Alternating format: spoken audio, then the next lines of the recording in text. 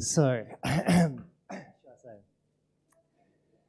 the difference between law and rule and the purpose behind law and rule became really obvious to me just the other day when Megan was in the kitchen and she was, I believe, having a chai. I can't quite remember the story, but I do remember that she was having a chai or something like that. And of course, on the chai packet, there is the classic thing that we see on a lot of products, which is, of course, the health star rating.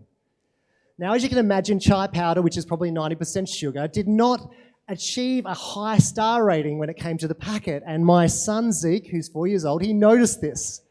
And he noticed that Megan was having this chai, as we regularly do of a morning, and he was concerned, because, of course, this was an everyday, no, sometimes food, right? Sometimes food. Of course, because it had 2 stars.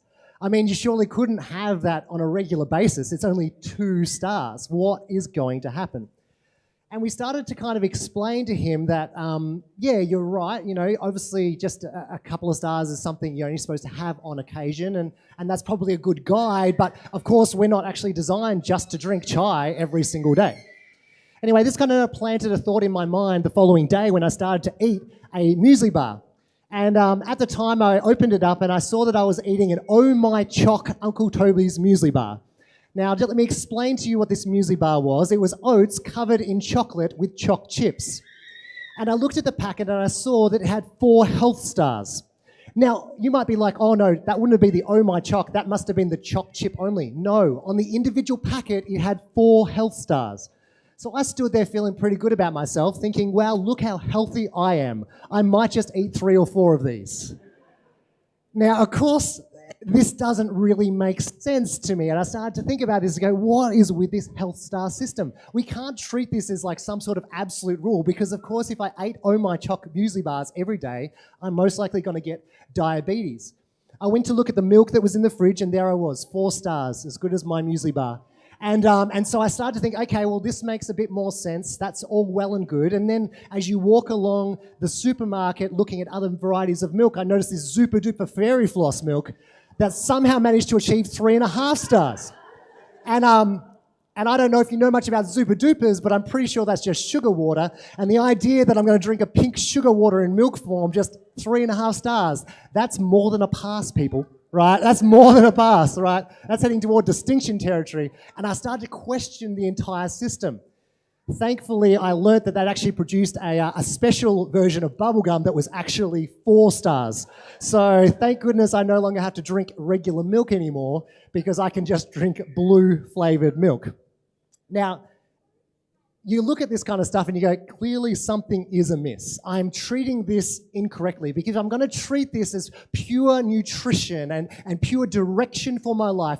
Make sure you choose the 4-star products. Make sure you choose the 5-star products. All I'm going to do is end up eating chocolate muesli bars and drinking bubblegum super duper milk, right? It's just not going to work.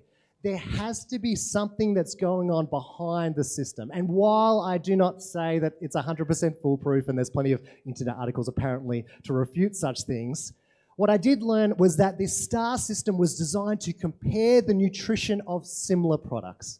So your poor sour cream isn't going to be up against, your rolled oats or whatever it might be. It's designed to act as a guide. It has a purpose behind the system rather than treating it like as long as you follow the system, you will be healthy.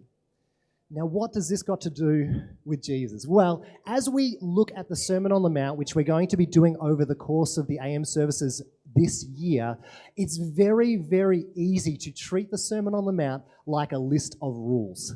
As long as I follow it, I look at it and I do it, then I am doing what is right in God's eyes and God will look favorably upon me. But actually what we see in the Sermon on the Mount, this profound teaching of Jesus, is that there is this undercurrent of purpose behind the whole thing. That if we just treat it like a law, it is easy to miss. And so when we approach the passage that we do today, this is going to become very, very apparent how we need to have a very discerning view of what Jesus says over these next couple of weeks. You see, in Matthew chapter 17, I'm just going to move this because I'm definitely going to headbutt it at some point.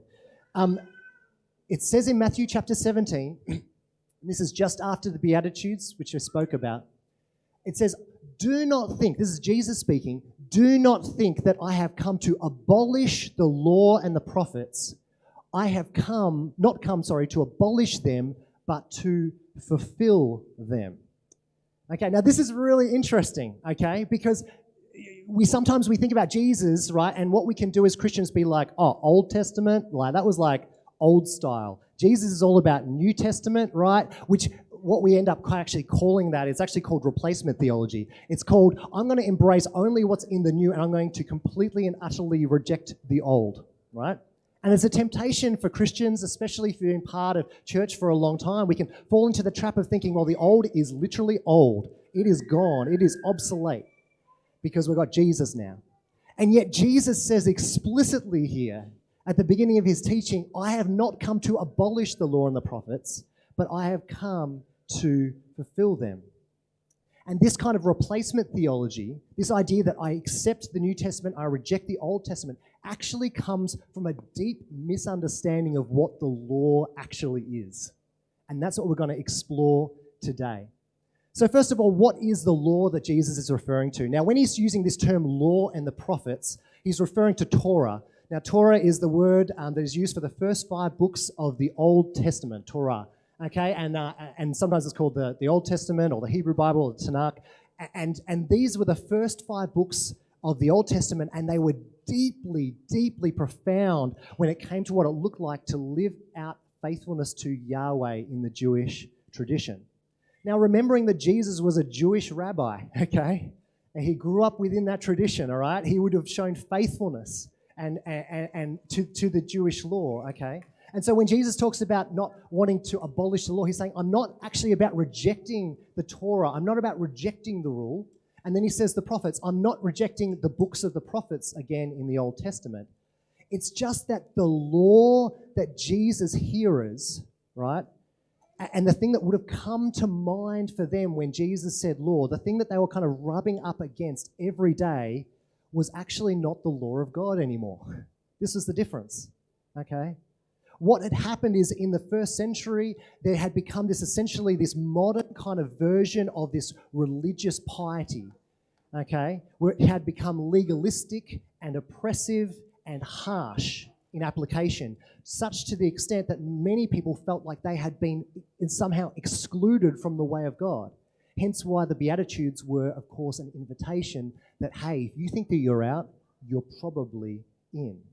And so Jesus makes it clear from the get-go that it wasn't about making the law obsolete, and that Jesus wasn't anti-law. He was actually anti what the law had become.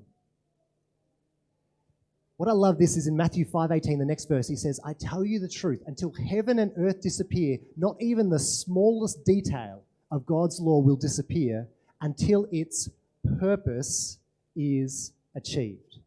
Okay? So Jesus wasn't making the law obsolete. He was bringing perfection to the law. He wasn't saying the law isn't important. He was saying, you guys, you hearers, the way that you have experienced the law is not reflective of what God desires. In fact, if God's desire for the law was actually fulfilled, nothing is going to change, not even the smallest detail. In the Greek, iota. Not even the smallest little piece of the law will change. You see, Jesus knew that the law, as God intended it, this is very important, remained forever essential to kingdom living. And the fulfillment that he had in mind was not for the purpose of making them somehow humanly acceptable to God. It's like if I achieve all the rules, then I'll be acceptable to God, like the Pharisees wanted. But actually the law was given for their thriving. The law was given for their blessing and for the blessing of others. And that even here in this room might seem foreign. You're like, what, law to bless me and to bless others? Isn't law just a set of rules? If that's what you're thinking, then you are not alone, because that's exactly what Jesus' hearers were thinking at the time. And you might have grown up in a tradition where that has been the main narrative. Well, actually, Jesus wants to say something different. And this becomes really clear over the next couple of weeks, because straight after, he goes on to make a direct connection between how people have treated the law. You've heard it said, right? Jesus will begin. And then to go on about what it looks like to participate in the kingdom of heaven. And he gives 6 specific examples that we're going to be working through in the following weeks. Again, in the NLT in 5:17, it says, "Don't misunderstand why I have come. I did not come to abolish the law of Moses," that's the Torah, "or the writings of the prophets. No, I came to accomplish their purpose." You see, the law, right? The kingdom of heaven, the way of God, wasn't actually about keeping the laws or the commands, of which at that point there were 613 established laws, okay? But rather it was about keeping the purpose of the law. And essentially what had happened was that they had confused the what of the law with the why of the law. Why does this law exist? Why was this given to us? We're so busy keeping the law, thinking that if we do it, we'll become acceptable to God, and that's not the point. And Jesus says, wait, hey, don't worry, I'm not going to abolish the law. I'm going to fulfill it. I'm going to teach you what it looks like to embrace it in its fullness so you can experience what it was meant to be. You see, we can do exactly the same thing. We can think that we're following or not following the rules of being a Christian, and at the same time, we can completely miss the heart of what the commands actually existed for. And to understand this, we need to go back into the history of Israel's story and what the purpose of the law was. There's 2 things that I want to identify here really quickly. And if you haven't been part of Christian tradition for a long time, these might be new, but some of you will be very, very familiar with these particular significant points in Israel's history. You see, I'm going to give you the reveal. The purpose of the law, as was given to the people, was designed to create a kingdom of priests. Kingdom of priests. Now, we'll talk about that a little bit later. That is people who participate in and invite people into the kingdom of heaven. That is to show the world what God is like. And that began with the call of Abraham. Genesis chapter 12, all the way back in Abraham, it says, "I will make you," Abram, should I say, "into a great nation, and I will bless you." This is God's promise to him. "I will make your name great, and you will be a blessing. I will bless those who bless you, and whoever curses you, I will curse, and all peoples on earth will be blessed through you."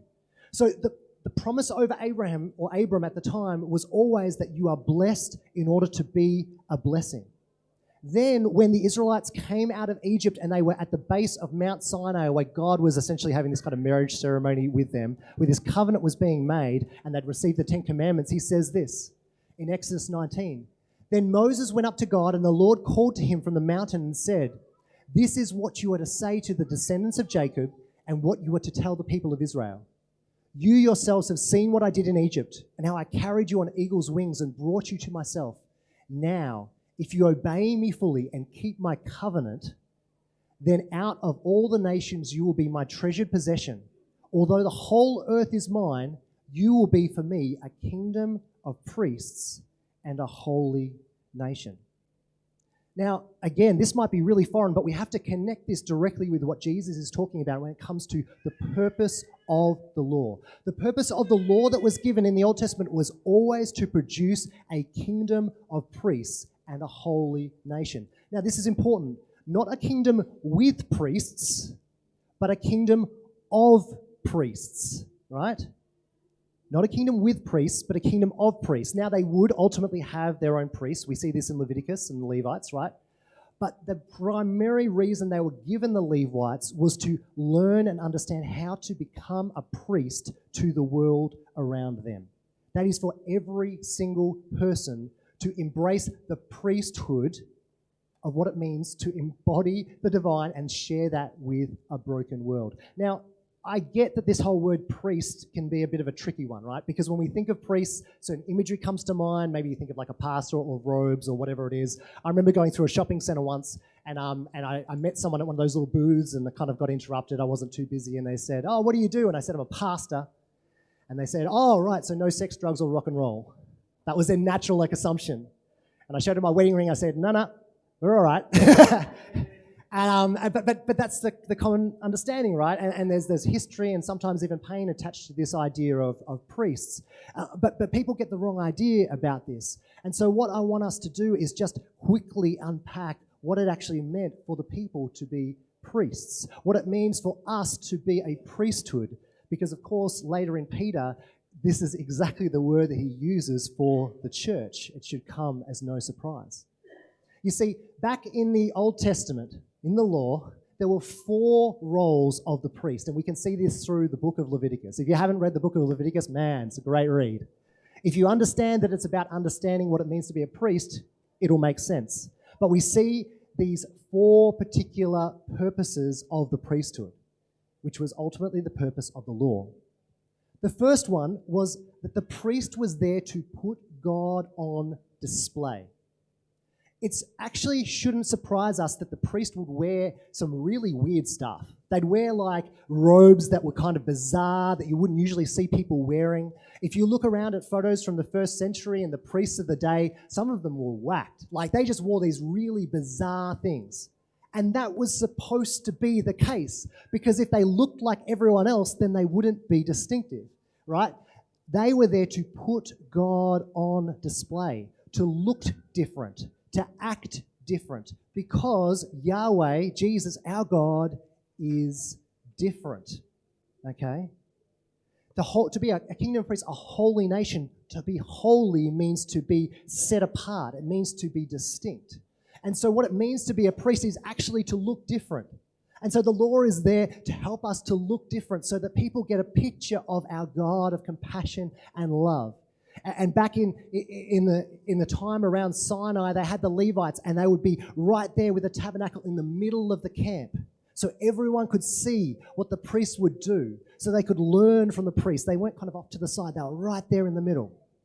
And they got this understanding of what this God that they were learning about was like. The second thing that the priest would do would be to help people navigate their atonement. Now, I know there's some heavy language in here, okay? But what we do know is that we have guilty conscience, right?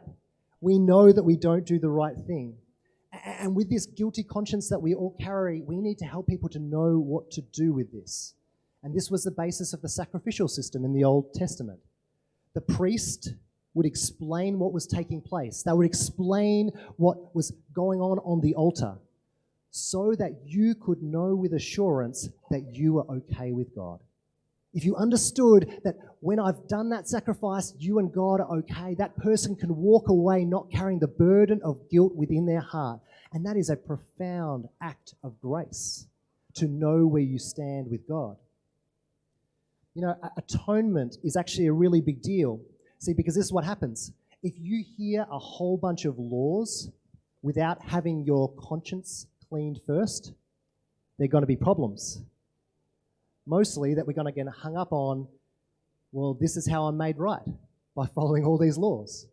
So if we don't have a means of articulating how someone gets right with God, and they see a bunch of laws, they're just going to think that by following the laws, they're going to get right with God. Is there anyone else who's ever been guilty of that? Right?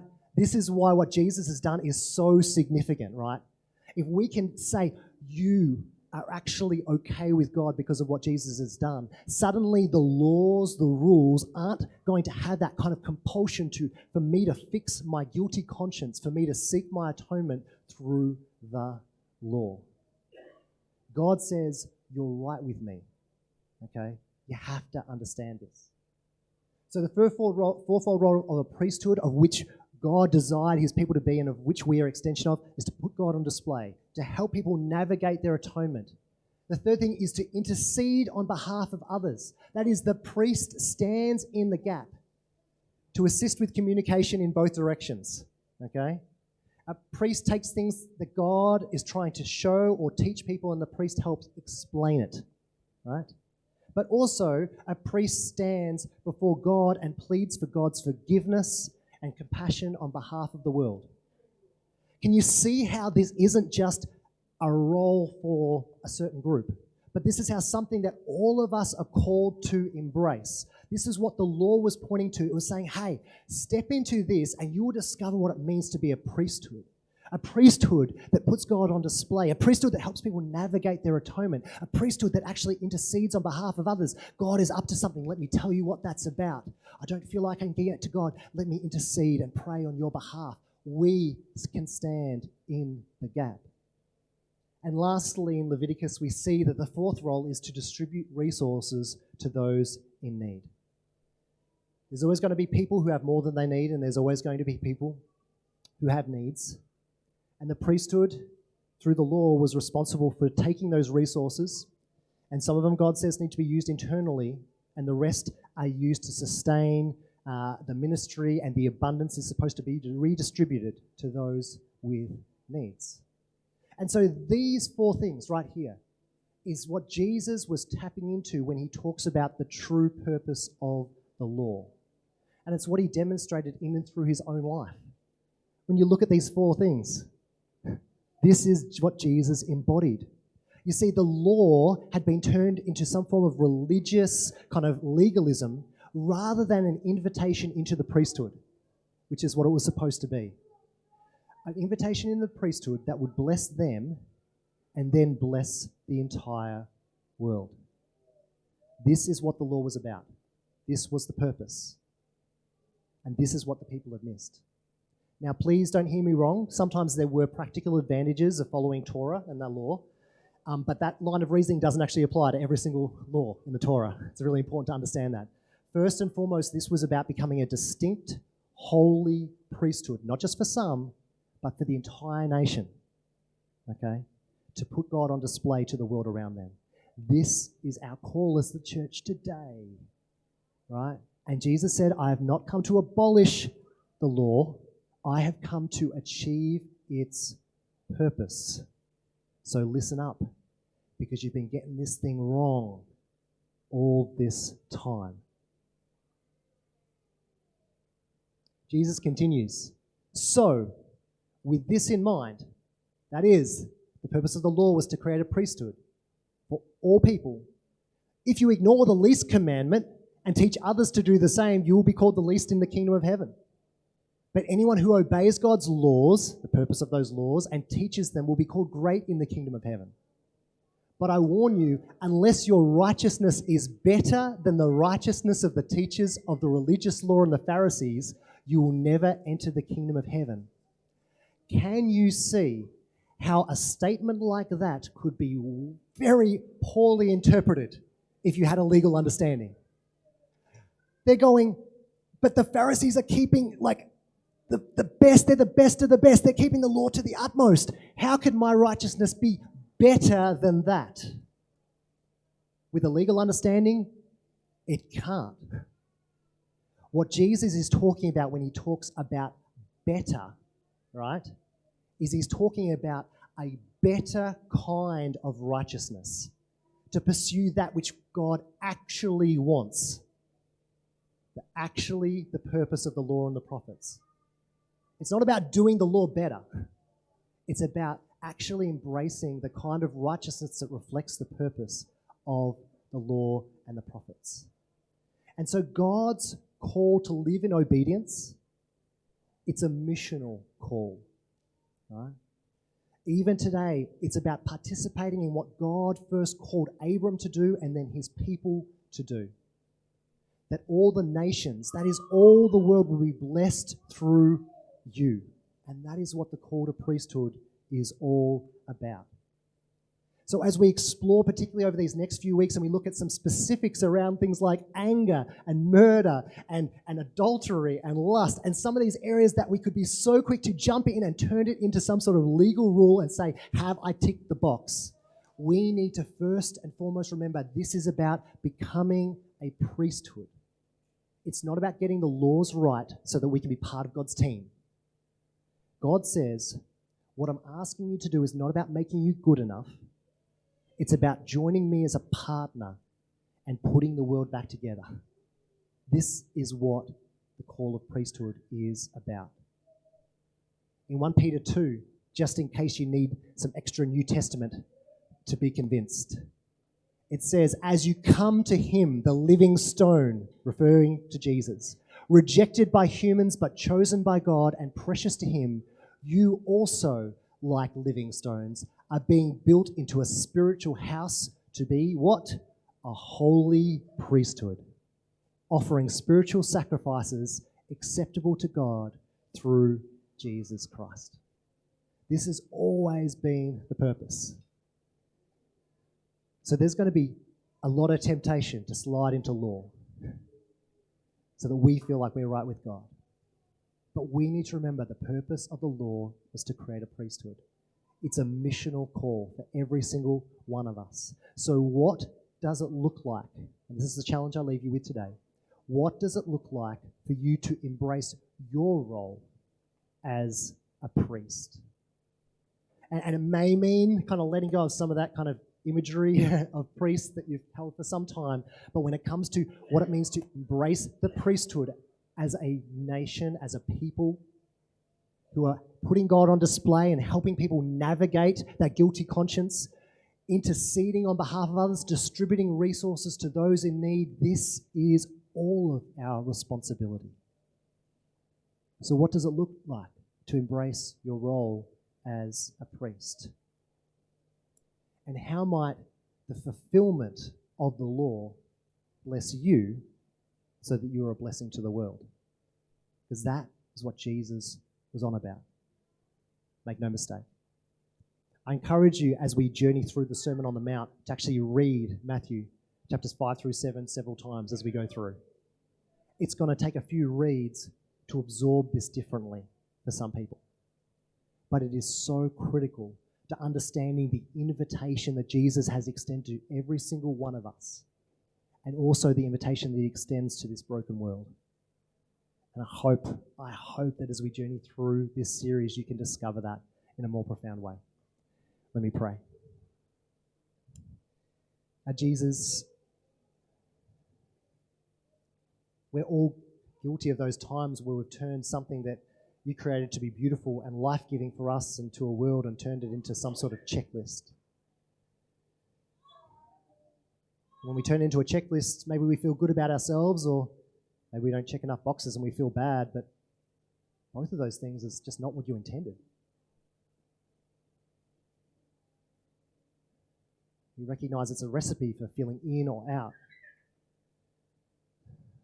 for a kind of piety and arrogance, or a kind of desperation and despair. And God, neither of those things you created us to experience. You know that we need you. We know that your way is the best way, and we want to thank you for the invitation that your law was to be a holy priesthood. And so, God, help us to navigate what it looks like to be that in this world. What it looks like to be distinct. What it looks like to help people navigate their atonement. What it looks like to intercede. What it looks like to distribute to those in need. God, you did this. Jesus, you did this. Help us to follow your example. And to not get caught up in the kind of legalism that will actually ensure that we miss the kingdom of God, but rather step into your way and experience the kingdom of heaven, the kingdom of God in its fullness. We pray this in your name. Amen.